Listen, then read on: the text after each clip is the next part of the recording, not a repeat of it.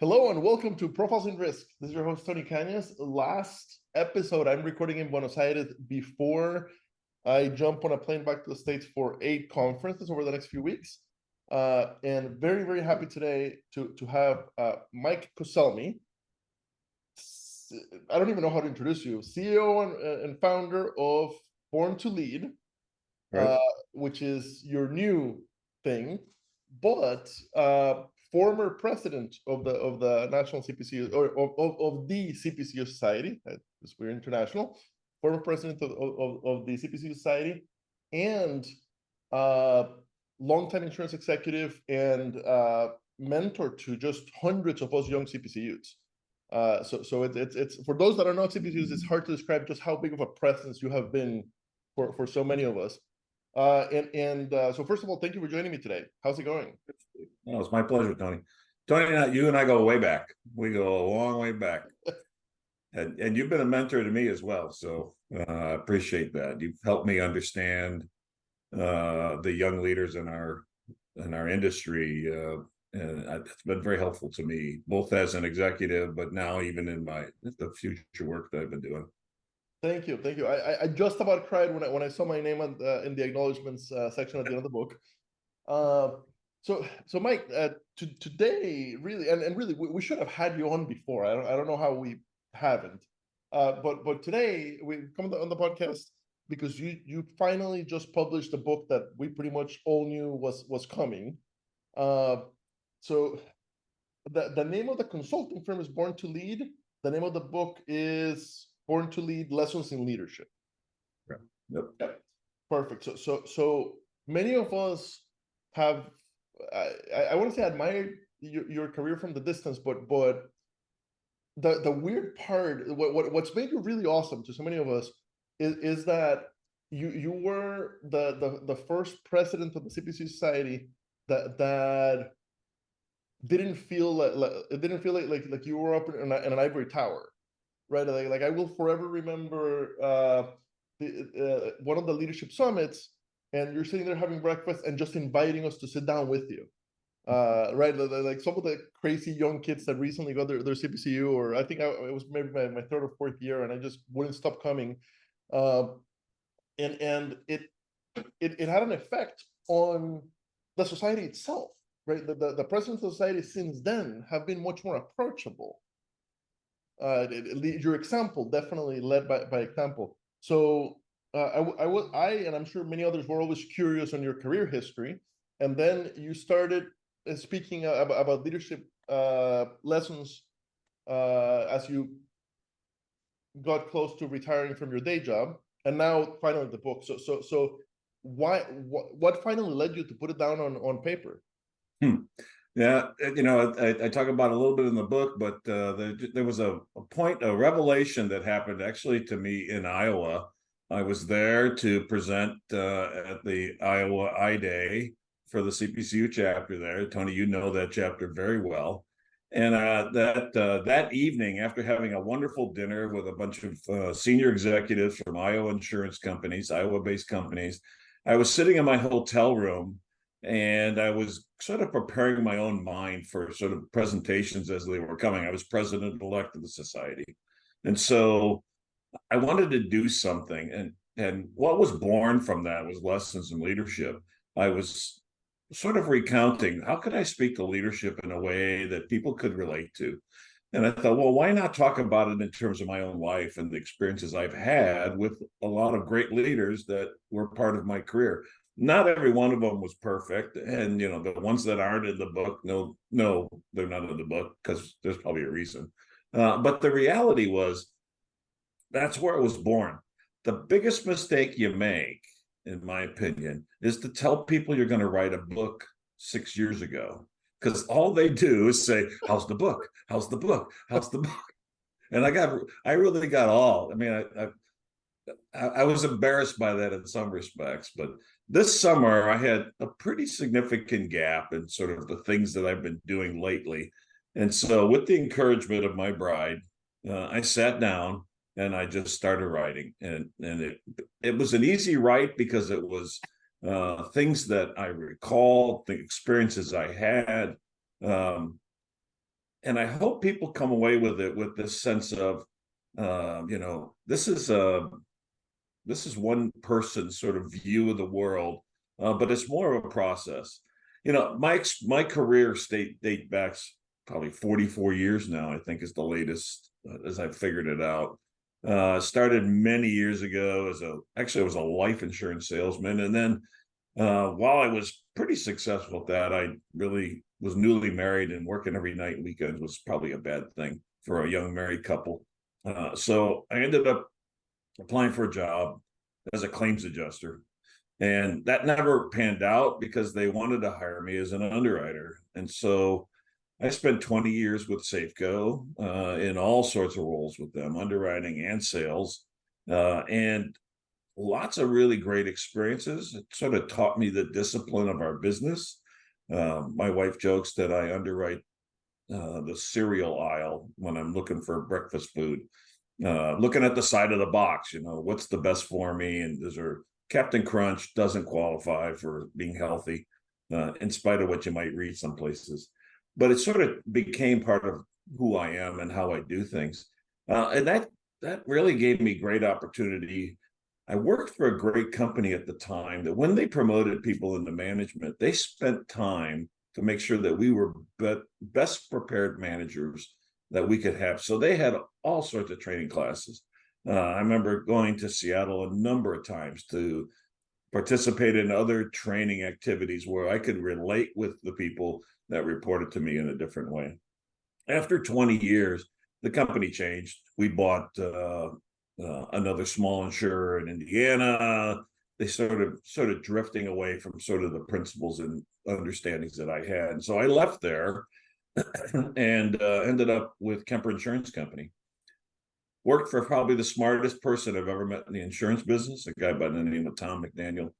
Tom taught me so much. He taught me a lot about, I started as a product guy. I was the head of product for the entire country for property, but quickly became the central region president for one of their largest territories. And he taught me so much about how to be a leader and, more importantly, how to be an executive, not to get wrapped up in the detail, but more importantly, hire really good people that can do that and then get out of their way and let them go do their jobs, right?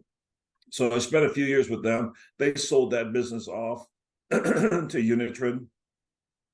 I left there and was recruited to go to a company in Michigan, AAA, the Auto Club Group, to help them implement a new system. And that's really what sort of changed my career, because I went from sort of the day-to-day sort of operational stuff, still managing a group like that, becoming now a subject matter expert in terms of technology changes. And it really transformed me as a leader, and really allowed me to bring in some technologies in the companies that I have worked with since. So AAA, I went to American Modern Insurance to basically do the same sort of work. And then when I got called to go to Florida, I said, no way. There's three things I'm afraid of in the world: alligators, sharks, and my wife. And the thought of all three of them being in the same place scared me. But I took the job because they were looking to a small company and they were really looking to transform how they did things. And the 9 years there was probably the most exciting for me in terms of the transformation from when I got there to when I left last October. So that's sort of my career in a nutshell.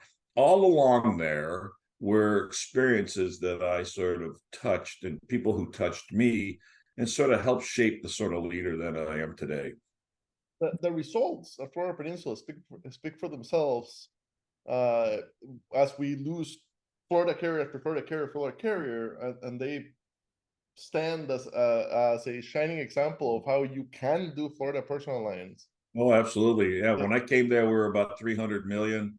And when I left, we were crossed in about 800 million. So we grew and we were profitable. That's the part, you know, when you have really smart financial people, because let's face it, doing business in Florida is a financial transaction. You have to have great reinsurance. They did.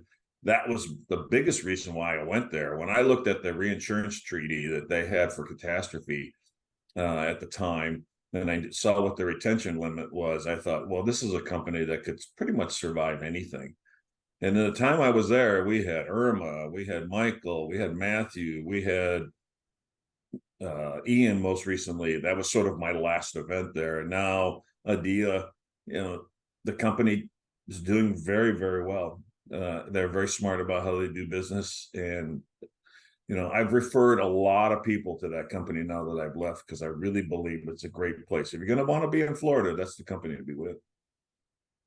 You talked about the promotion at Safeco and how they really invested in their leaders, in making sure that you'd be successful as a leader. And I think that sadly a lot of that has gone away. A lot of, and it's not a Safeco or now Liberty problem. It's an industry wide problem, especially after the '09 recession. It feels like a lot of the investment in training never came back. Yeah. And we're really kind of in charge of our own training, and it's a transition that I think the CPCU Society is going to have to make. And I think that's where something like this can be really, really, really helpful. But when I say this, I'm holding the book in iPad format. Uh, uh, Fellow CPCU and one of my best friends, Andrew Holland, who has never been to the annual meeting, uh, loves the book. I think 1 Minute Leadership or 5 Minute Leadership, 5 Minute Leadership, something like that. And you reminded me of that. Reminded me of how it's a really easy read, a really short read, 156 pages, but they're not insurance leadership lessons, but they're leadership lessons learned within our industry. And our industry is so weird that it's hard to take, out of the entire Barnes and Noble business section, if such a thing still exists. It's hard to find the stuff that's really going to be used for my insurance career. So not enough of you guys write books, basically. So I'm very that you wrote it. So the way that it's structured, 13 lessons, weird number choice, but It's my lucky number. is it really? It was 13. It is my lucky number. Yeah. When I played sports, I always wore 13. One Okay. reason was no one ever wanted to wear that number. So it was always the best uniform. It never had holes in it or anything. That Yeah, I was an underwriter even back then. perfect. That makes absolutely perfect sense. Okay, so 13 lessons, and they're a little bit chronological, which Yes. does make it into an interesting biographical read for those of us that have always wondered where you came from. And I really, really like the fact that every chapter has a call to action at the end. So because there's so much self-improvement, business, pop psychology, etc., literature that I enjoy, it's hard to put it into action.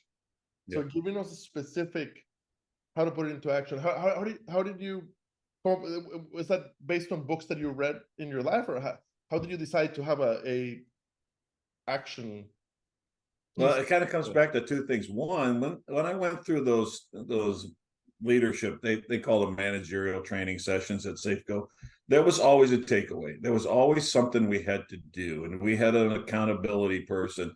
Typically, it was our supervisor. I have volumes of leadership books in the shelves over here that I have read over the years.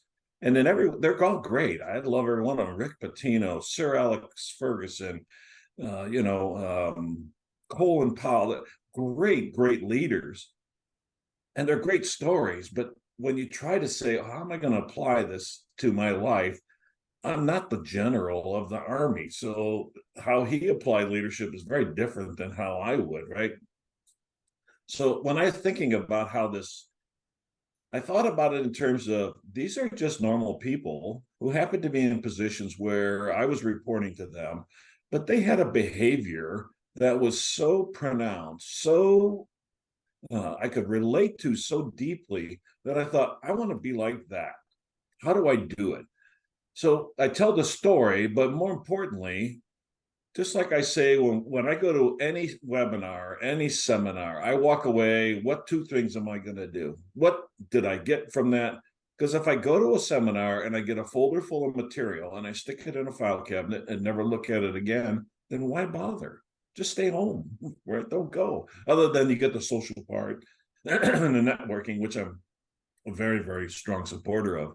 But the reality is, if you don't do anything with it, then you've wasted time and money, and that's just too valuable. So back to the sort of the premise of this was that upbringing I had in those initial sort of formative years was, was an experience where they gave us an opportunity to do things. We got a chance to practice it and in group settings and that and individual. And then they said, okay, here's some framework. What are you going to do with this? How are you going to make this part of your life?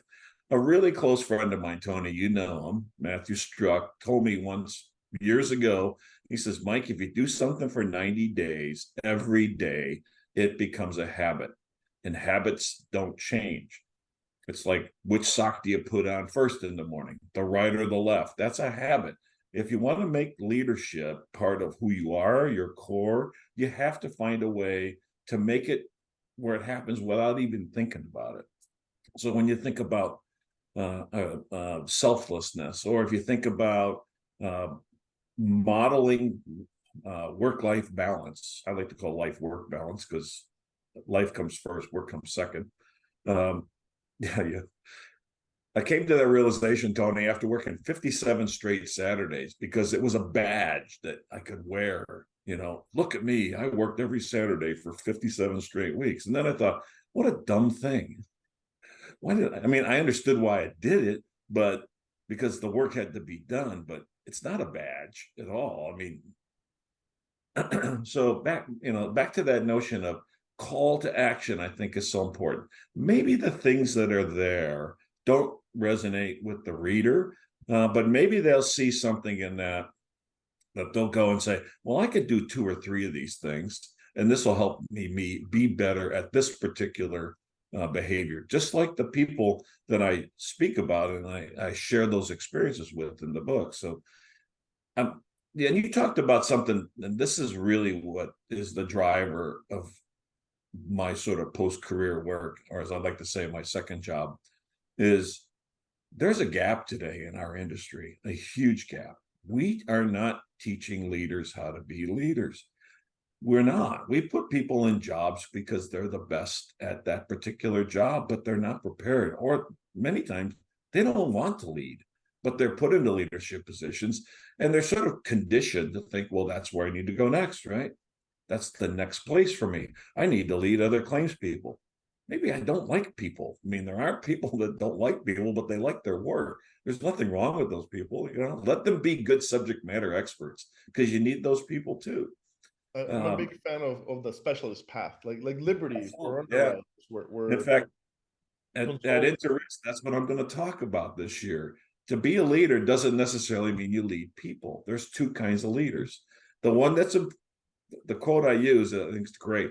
There's one leader, it's like sheepdogs. I have 2 Australian shepherds. There's 2 kinds of leaders with a flock. There's ones that are interested in the flock, and there's others that are interested in the fleece. The shepherd is interested in the fleece. The dog, the leader of the flock, is interested in the flock. He wants to protect them. That's his role.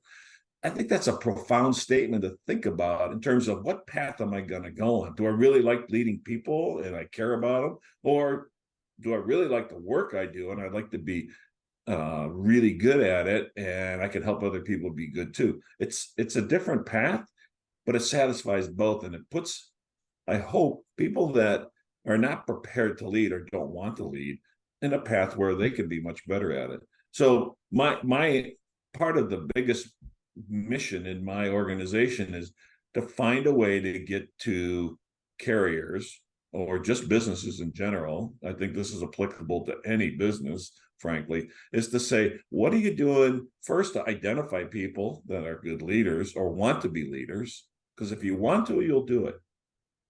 You'll work at it.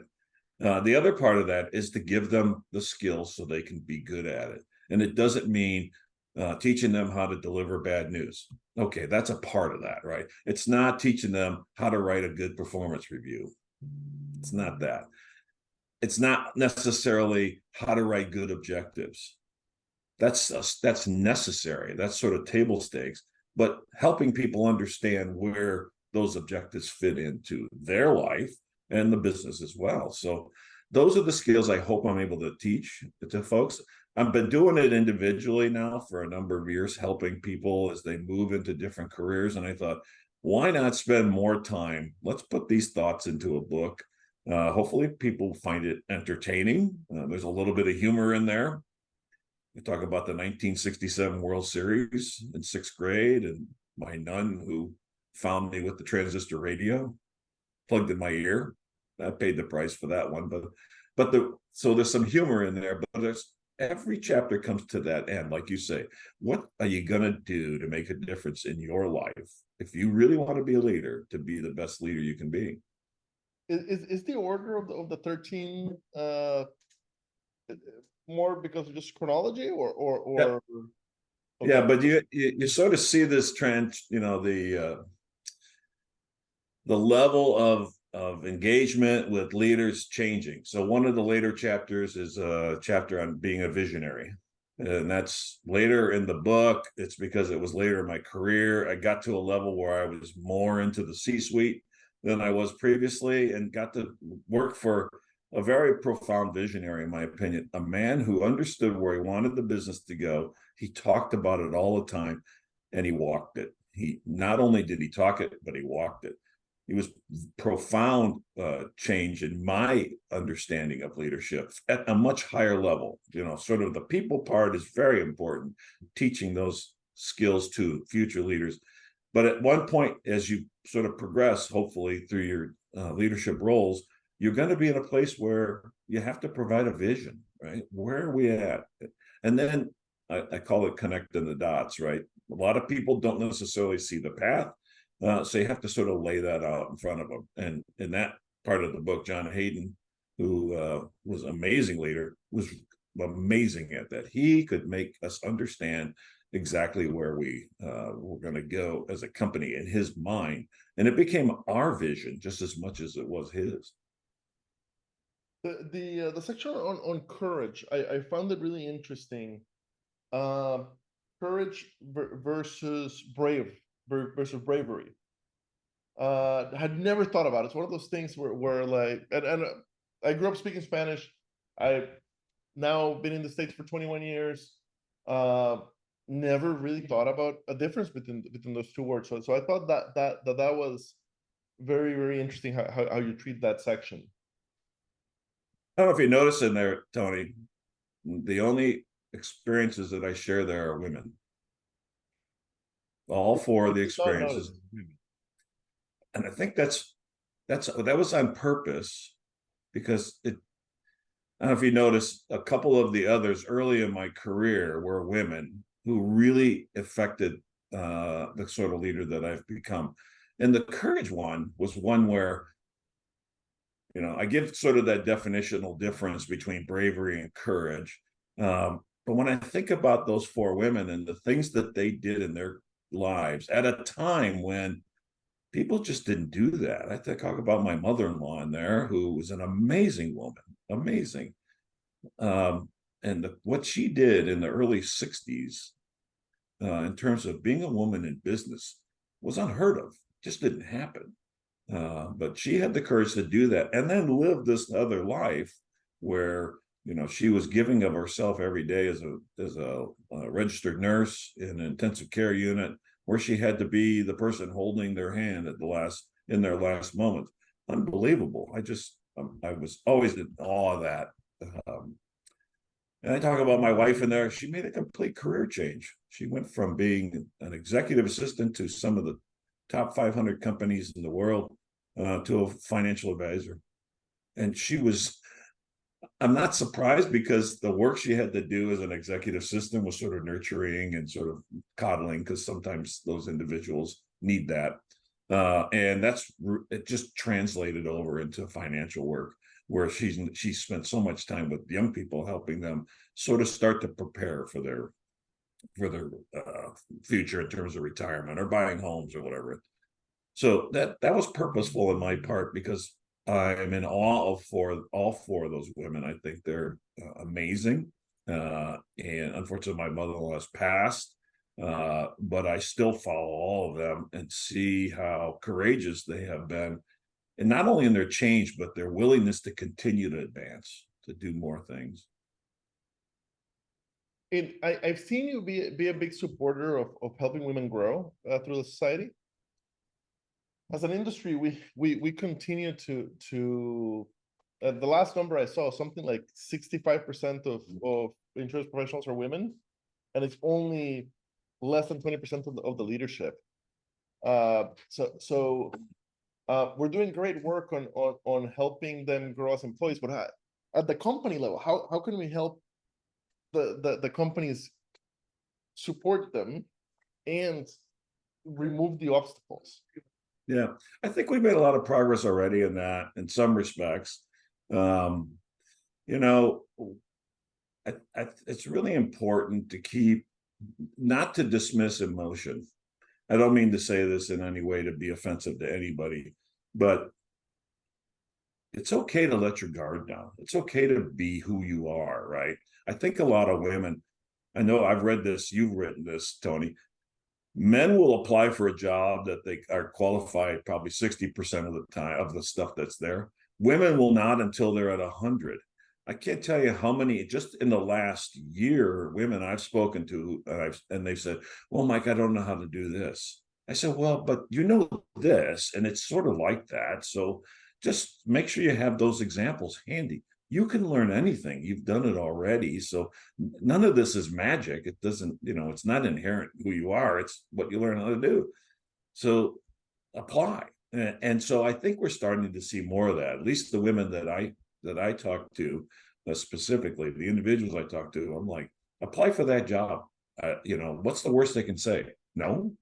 At least you've had some experience now. You've interviewed. You kind of understand that better. So the next time it comes to you, you're in a better place. I think that's part of it. I think that there's reluctance sometimes on women's part. And then, I grew up in a time where women progressed because, we call that with men sort of confidence, right? With women, we call it aggressive, which is really sort of, it just makes the hair on the back of my neck stand up. But what does that mean? That's a horrible word to describe that. And I worked for a lot of women who got positioned because they were aggressive. They were really good at their jobs, no question about it. In fact, I would argue they were better than most of the men in similar jobs because I guess they felt they needed to. But the reality today is that there's such a gap today in the available number of people to fill roles in our industry going forward that we really need to focus on how we get more women of that 65% that you describe. And I've heard that number 60, 65 pretty regularly, to get more of them willing and prepared to make that next leap, to apply for that position, so they can step into those roles because they'll be good at it. There's no question about it, in my opinion, particularly the ones that are very good at what they do and they're really good with people, right? And that's the key. Agreed.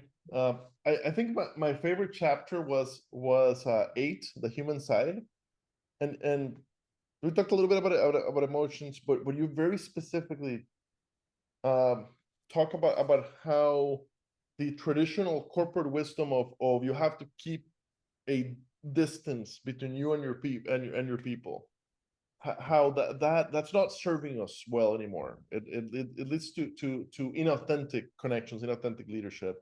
I loved how you called it out. I think just looking at history, that the time from when you got your first management role to the time when you got your very last role at Florida Peninsula, radically different times in right and so you've lived it. You've lived this change from very formal type of organizations to much more human ones, and I'm glad that you make a call for it, having lived both times.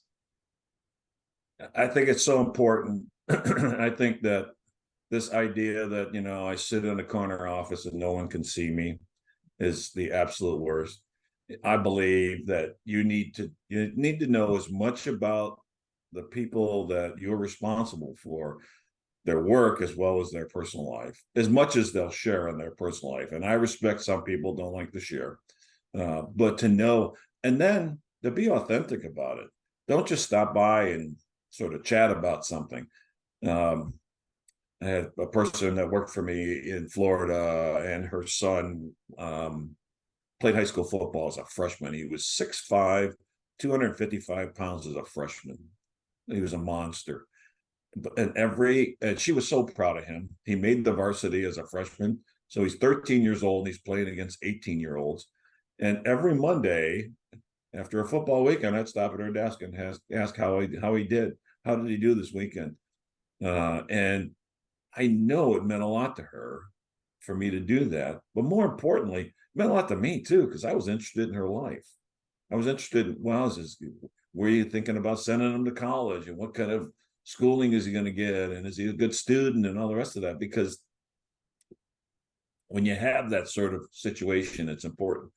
You have to balance both of them, and you have to make sure, like I said, people will believe more in you as a leader if you are genuine in your relationship with them. And that means sometimes taking the veil off, right? Sometimes letting your armor down and showing your emotion, or tell people when you messed up. I got fired from a job. In essence, I mean, Kemper shut down the operation and I got, kicked to the curb, and I got a nice severance and everything, but I sat at home just kind of, my wife said, I was living a pity party, and she said every parties are okay, but eventually they have to end. It's time for this pity party to end. And I think that's for people to understand that. I've shared that with many, and people are like, God, Mike was fired. Well, yeah, I'm not perfect, trust me. I have my own flaws, but the reality is that those sort of things sort of level you back, right? It's like leaving your door open or walking around the building and talking to people.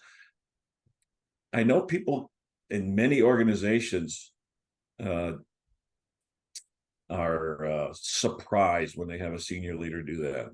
Why is he talking to me? Am I getting fired? Or, why is he here? It's just like being at a CPCU meeting. Say hello to everybody. I've told virtually every society president since my presidency that you need to be visible. If you are really going to be good at this, you need to be amongst people. There's a story in there. It was written by my good friend, her, Heather Blevins. I met her in Hawaii. I was working a table, handing out T-shirts. I was talking to her. The question I asked her is the same one I ask every new designee. What are you going to do next? What's next? How are you going to use this? I didn't have a name badge on. She didn't know who I was. Just some guy handing out T-shirts. Then later, she saw me sworn in as society president later in the conference, and she was shocked that the soon-to-be society president was asking her, and interested in what she was. And that's another piece of this. It's not always about talking about you. It's talking about them. Why? How did you get here? The questions you ask, right, Tony? How did you end up where you are? I think that's such an important part. And then don't just ask it with interest. Pay attention, so that later on you might see them and say, maybe they said something about their past you remember, and it helps me remember people because I associate that. But it means a lot to people. I know it always meant a lot to me when the company president came up to me at a meeting and asked me, "Hey, how your kids and your wife?" He never met them. I've talked about them, but the sense that the president of the company did that said a lot, that he was interested in me, in what I was doing, not just my work, but he was interested in me. Um, if you're not interested in people, if you can't sincerely, don't fake it. If you can't sincerely be interested in people, take the SME, take the specialist path. Absolutely. You'll do much better and do less damage to the company. And we need people who are subject matter experts for sure. Uh, the the life work balance chapter was fantastic. I think it's a big generational thing. Boomers were raised to work. Uh, Millennials and Gen Zs are doing much better at work-life balance. Uh, you really give us permission, and you make a good case for what I think intuitively we all knew, which is that after X number of hours, you're just not being productive anymore. Yeah. And all the research backs that up. So for any listeners that work at AIG or other 80-hour-a-week companies, maybe leave this book at your boss's doorstep with this section highlighted, because you make a good case of the signs of how work-life balance is. Yeah, I worked for a guy, for years I would go on vacation and I'd get up at 5:30 in the morning and answer my emails on vacation with my wife or my kids or whatever. It's like, why am I? And finally it kind of dawned on me when I met and started working for Tom McDaniel, the guy I mentioned earlier, who he went fishing for 2 weeks every year in the mountains in Colorado, fly fishing. You couldn't get a hold of him. I was terrified the first time he went on vacation because I was like, what am I supposed to do? I mean, should I wait? He's like, no, you know what to do. Do what you got to do. He says, if it's not exactly what we want, we can fix it when I get back. And it's like that was like License to Kill almost in some respects, but it proved two things. One, hey, this is really important to me. Go do your job. Two, I have every bit of trust in what you're going to do. I know you're going to do the right thing. And if you don't, you're going to delay it till I get back. He's pretty smart, very observant person. But it's so important to be able to do that. So for years, I still kept that. And then that last summer, I went fishing in Canada with my son-in-law and his dad and 8 other people in this lake. We were north of Winnipeg. You can only get there by float plane. There's no getting back. There was no cell phones. We had electricity because the guy had solar panels at the camp, but that was it. I was 10 days without an email, a text, the internet. It was the most liberating time I've ever experienced in my life. It was like all my worries were gone. I didn't think about anything other than I'm going to go fishing today, or I'm going to go tonight. I'm going to have a fish dinner and I'm going to drink beers and play cards with my friends. That is so important. And I wish I had learned that earlier in my career, because I think I would have been in a different place potentially earlier on in my career if I had really taken Tom's advice early on. I was better at it. I didn't answer emails on the weekends. I date back to the BlackBerry. I put the BlackBerry in the kitchen counter and didn't touch it till Sunday night. And I had a boss, his boss, the president of the company. He would text me at 3:00 in the morning. I thought he was a vampire. I didn't think he ever slept, but he would email me all the time, and I wouldn't look at them till Sunday night. Kids went to bed, and I'd be down there looking at emails. I think that's so important because I call it life work balance now, because you only spend 8 hours at work, give or take. The other 16 is you're sleeping 8, and the other is you're with your family. That's a family, friends, significant other, whoever it is, the people you're closest to. Why not spend more time? Why not make that more of a focus in your life? It doesn't dismiss the fact that you need to progress in your job and be good at what you do, but it just means that you need to shut that off and spend time that really matters. I hear this quote all the time. Nobody on their deathbed says, geez, I wished I worked more Saturdays. Absolutely, absolutely. And the closer I get to that time in my life, the more I think, man, I wish I didn't work 57 straight Saturdays. It is really really crazy that many Saturdays in a row for real, because that's holidays and everything, right? So Saturday after Thanksgiving, yep, I was working. So the book easily available on Amazon. There's a website for the overall business, Born2Lead with a 2 .net, and for those who want to meet you in person, CPCU events, national CPCU events, so Leadership Summit and annual meeting always, and you're almost always speaking also. For this fall, since we're recording early fall 2023, which other conferences will you be at that people might come and say hi and get an autograph on their copy of the book? So I'll be at the NAMIC, the National Association of Mutual Insurance Companies meeting next week. That's Sunday through Wednesday. I'll be there. I'll be at that. DC? I'm speaking. Sorry. Where is it? DC as well. Yeah. I don't know why I'm flying to DC, coming home for a week, and then going back. I probably should have just stayed. I've got a couple other local chapter meetings. I'm going to be at Columbus, Central Illinois, a group of chapters in Pennsylvania, and then through the National Alliance, I'm teaching a couple of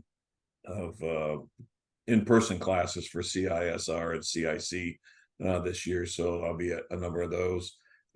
Those I haven't started posting those on my internet or my website, but as Tony said, it's Born2 with the number 2lead.net. Feel free to go out there. You can order a book right from there. There's a link to Amazon, so it makes it easy.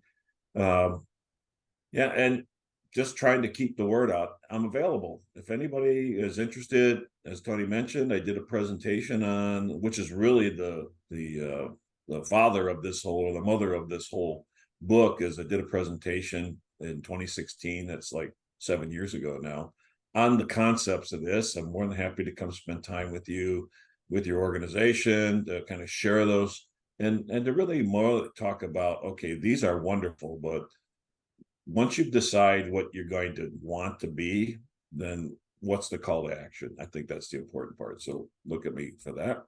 You'll see me on Tony's podcast. I got a couple other podcasts coming up as well. I'll be on the CPCU In the Know podcast coming up soon. The National Alliance has a podcast called Awkward Insurance. I'll be on that. And then I have another individual has reached out to me to be on a podcast as well. They're centered in New York City. And so I'll have a date on that on my website as well. Fantastic, Mike. Awesome to catch up, and thank you for coming on the podcast. Looking forward to see you in DC in a couple of weeks. Yep, and I appreciate the opportunity to spend some time with you, Tony. We go back a long way, and we've had a great relationship over the years. You've been just as big a mentor to me as you profess I have been to you, but I think that's a very important thing, right? It's all about the individuals and how you relate to people, and if you're sincere about what your hopes are for yourself and for them, then I think it's a pretty easy process to do. So thanks again. Appreciate you. Thank you.